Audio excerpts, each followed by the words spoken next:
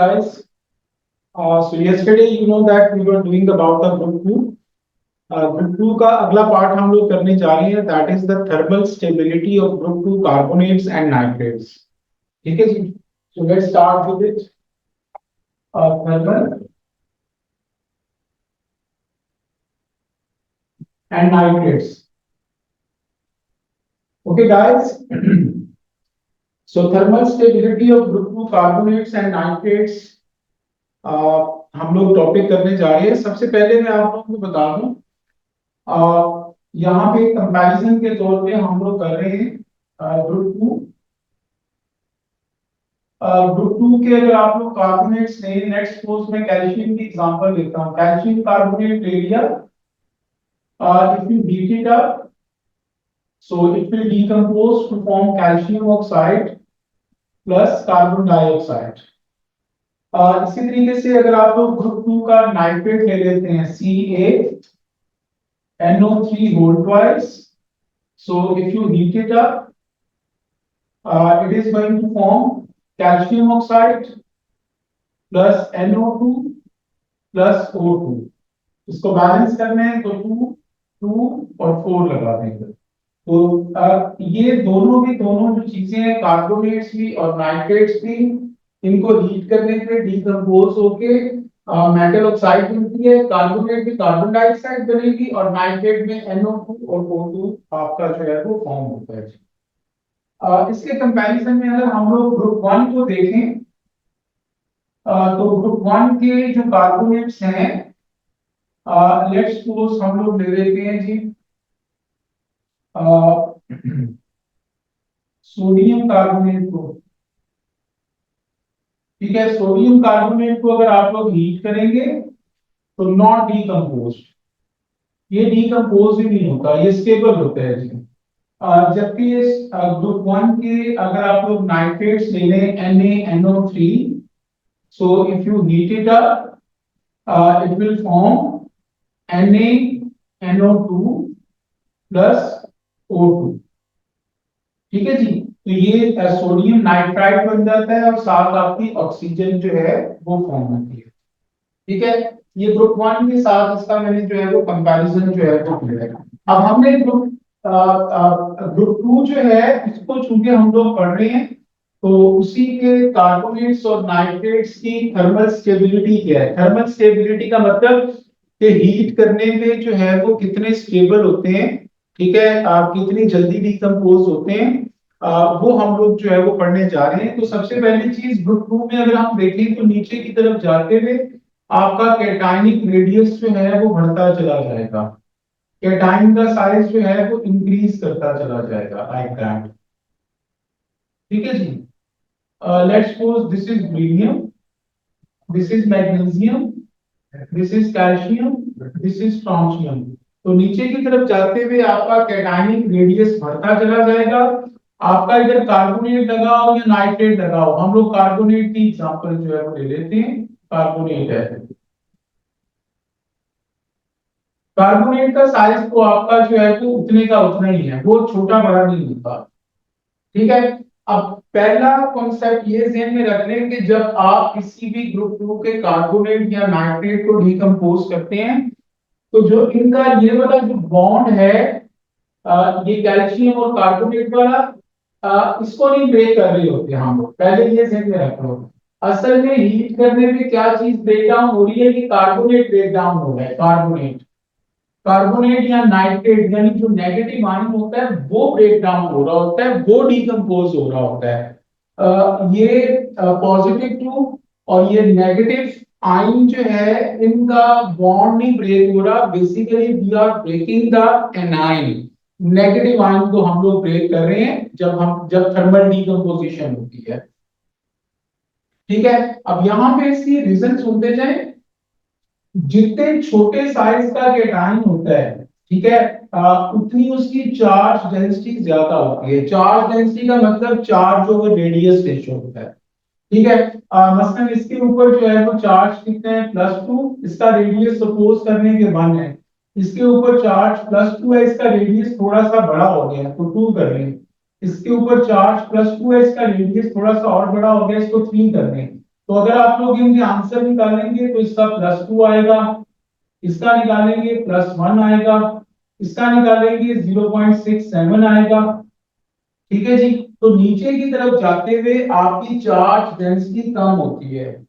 ठीक है, जितना छोटा कैटायन होता है उतना वो ज्यादा जो है वो पोलराइजिंग होता है। पोलराइजिंग का मतलब कि वो नेगेटिव आयन के इलेक्ट्रॉन्स को अपनी तरफ पहले से खींच रहा है, और इतना ज्यादा खींच रहा है कि वो उसको तोड़ने वाला कर देता है, डिस्टॉर्ट कर देता है। तो जो चीज पहले से भाई टूटी हुई है उसको मजीद तोड़ने के लिए बहुत थोड़ी हीट चाहिए होती है। तो that is why it is thermally less stable. यानी इसको अगर आप लोग हीट करोगे तो ये बहुत जल्दी डिकम्पोज हो जाएगा। इसके कंपैरिजन में जो बड़ा कैटायन होता है, एक तो उसकी चार्ज डेंसिटी कम होती है, उसकी पोलराइजिंग पावर भी कम होती है, यानी वो नेगेटिव आयन के इलेक्ट्रॉन्स को अपनी तरफ नहीं खींच पाता ज्यादा। तो जब वो ज्यादा अपनी तरफ नहीं खींच पाएगा तो ऑटोमेटिकली मेरे बच्चों वो उसको डिस्टॉर्ट नहीं कर पाएगा। तो जब डिस्टॉर्ट इसने नहीं किया तो फिर सारी हीट हमें बाहर से देनी पड़ेगी इसको डिस्टॉर्ट करने के लिए, तोड़ने के लिए। तो इसीलिए ये थर्मली ज्यादा स्टेबल होते हैं। तो ग्रुप 2 में नीचे की तरफ अगर आप लोग मूव करेंगे तो thermal stability of group 2 carbonates and nitrates increases. Thermally ज्यादा स्टेबल होते जाएंगे, ज्यादा हीट उनको चाहिए डिकम्पोज करने के लिए। और उसकी रीजंस मैंने आपको बताई हैं कि पहली रीजन जो है वो क्या है कि स्मॉलर कैटायन जो है उसकी चार्ज डेंसिटी ग्रेटर होती है, उसकी पोलराइजिंग पावर ग्रेटर होती है। वो नेगेटिव आयन यानी कार्बोनेट और नाइट्रेट को इतना ज्यादा पोलराइज करता है कि उसको डिस्टॉर्ट कर देता है। And very small energy is required, heat energy is required to break the carbonate or nitrate. Whereas the larger cation, it has less charge density, low polarizing power, so it is unable to polarize the carbonate and nitrate. और जब भी उसको decompose नहीं कर पाएगा, distort नहीं कर पाएगा, तो all the heat energy should be supplied from outside in order to decompose the carbonate and nitrate. So that is why they become thermally more stable.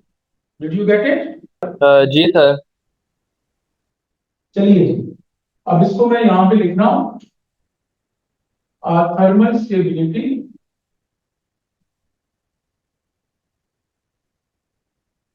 जो charge density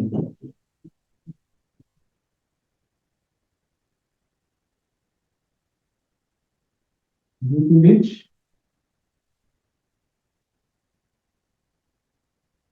it is unable to distort.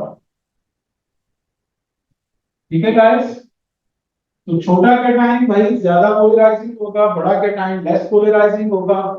Polarising power greater है तो A9 carbonate और nitrate जो है वो टूटने वाले हो जाते हैं, डिस्टॉर्ट होने वाले हो जाते हैं। और जब वो पहले से डिस्टॉर्ट हुए हैं तो थोड़ी हीट देनी पड़ती है उसको मजीद तोड़ने के लिए। जबकि बड़ा कैटायन जो है वो लो पोलराइजिंग पावर है, लो पोलराइजिंग पावर, और उसकी वजह से चार्ज डेंसिटी भी लो है, तो ये पोलराइज नहीं कर पाता कार्बोनेट और नाइट्रेट को। तो सारी हीट एनर्जी बाहर से देनी पड़ती है उसको तोड़ने के लिए। ये मैं स्क्रीन शेयर कर रहा हूँ गाइस, ये कुछ क्वेश्चंस जो है वो हम लोग सॉल्व करने जा रहे हैं ग्रुप 2 से रिलेटेड। आ जाइए जी, आगे आ जाइए आप लोग। तो we are going to start with some of the questions relating to. चलिए जी, पहला क्वेश्चन देखें जी, बताएं जरा मुझे क्या आंसर होगा इसका। ये तो आसान सा है। Which equation represents the reaction that occur when calcium nitrate is heated strongly? मैंने अभी आपको बताया है कि जब भी कोई नाइट्रेट डिकम्पोज होता है तो उसके रिजल्ट में मेटल ऑक्साइड NO2 और O2 बनते हैं। तो कहां पे होगा? D. D that is the correct answer. ठीक है जी। अच्छा जी, क्वेश्चन नंबर 4 पढ़ लें। क्वेश्चन नंबर 4 में को कह रहा है रिवर वाटर इन अ चौकी एग्रीकल्चर एरिया में कंटेन, ये सारे आयंस लिखे हुए हैं। In a water works such as water is treated by adding a calculated quantity of calcium hydroxide, what would be precipitated forming the addition of calcium hydroxide? तो कौन कौन से آپ کے جو سالٹس ہیں وہ پریسیپیٹیٹ ہو جائیں گے جب آپ اس میں کیلشیم ہائیڈروکسائڈ جو ہے وہ ایڈ کریں گے. ٹھیک ہے. تو سب سے پہلی چیز کن کن چیزوں کے سالٹس جو ہے وہ انسولوبل ہوتے ہیں which would be precipitated. دیکھ کے بتائیے جی کون کون سے. کیلشیم کاربونیٹ انسولوبل ہوتا ہے جی. آپ کے پاس پہلی چیز جب وہ پریسیپیٹیٹ کہہ رہا ہے کہ پریسیپیٹیٹ کس چیز کے بنے گے تو وہ کوئی انسولوبل چیز ہوگی. تو پہلے تو دیکھیں گے ان میں سے انسولوبل کون کون سے ہیں. تو کیلشیم کلورائڈ تو سولوبل ہے, میگنیشیم نائٹریٹ بھی سولوبل ہے, کاربونیٹ سارے انسولوبل ہوتے ہیں. تو ان دونوں میں سے آنسر ہو سکتا ہے. ہم لوگوں نے ڈالا ہے کیلشیم ہائیڈروکسائڈ. تو کیلشیم ہائیڈروکسائڈ میں کیلشیم آئن بنیں گے جو کہ کاربونیٹ کے ساتھ مل کے کیلشیم کاربونیٹ جو ہے وہ بنانا شروع کر دیں گے پریسیپیٹیٹ. ٹھیک ہے جی. تو be that is the answer. یہ ذرا گراف سا بنا ہوا ہے, اس کو چیک کر کے بتاؤ کہ یہ کیا چیز ہو سکتی ہے. سر اے. اے. ایٹامک نمبر کے بڑھنے سے ایٹامک ماس تمہارا انکریز ہوتا جا رہا ہے. ٹھیک ہے. ایٹامک نمبر کے بڑھنے سے میلٹنگ پوائنٹ تو انکریز نہیں ہوتا گروپ 2 میں. اس کی ریزن کیا ہے کہ میٹلز میں نیچے کی طرف جائیں گے تو میٹالک بانڈنگ ویک ہوتی جاتی ہے کیونکہ بڑا کیٹائن ہوتا ہے. یہ تو نہیں ہو سکتا. اور فرسٹ آئونائزیشن انرجی جو ہے وہ کبھی بھی انکریز نہیں کرتی ڈاؤن دا گروپ. یہ ذہن میں رکھیں. اس کی ریزن کیا ہے کہ down the group ionisation energy decrease ہوتی ہے. تو یہ دونوں آپشن تو ویسے ہی غلط ہیں, سی اور ڈی. تو اے ہی بچتا ہے. چلیے جی یہ والا کریں گے 21. جی 2. بریلیم کلورائڈ میں نے آپ کو بتایا تھا کوولنٹ کمپاؤنڈ ہوتا ہے. اور اس کے نیچے کے سارے beryllium nitrate produces beryllium oxide on thermal decomposition. Beryllium oxide dissolves in alkalis. beryllium oxide جو ہے وہ خود الکلی ہے بھائی. تو یہ الکلی میں کیسے ڈیزالو ہو سکتا ہے. کوولنٹ کمپاؤنڈ ہوتا ہے یہ. کون سی چیز ہے جو اکراس کا ڈاؤن دا گروپ جو ہے وہ ڈیکریز کرتی چلی جاتی ہے جس میں آئونائزیشن انرجی ڈیکریز کرتی ہے جی ڈاؤن دا گروپ. صحیح ہے, بالکل ٹھیک ہے. چھاگے رکھے. اگلا یہ 31 والا کرو یار. جی بھائی. سر بی ہے. بی ہے جی, پکی بات ہے. آئونائزیشن انرجی میں نے ابھی بتایا کہ ڈاؤن دا گروپ جو ہے وہ ڈیکریز کرتی ہے. ٹھیک ہے. تو وہ ڈیکریز کرے گی. ریئیکشن ریئیکٹیوٹی تو ڈاؤن دا گروپ انکریز کرتی ہے. اور solubility of hydroxides and oxides of group 2 they increases down the group. Sulphate کی solubility decrease کرتی ہے. ٹھیک ہے جی. اور stability of the carbonate بھی down the group جو ہے وہ increase کرتی ہے. ٹھیک ہے.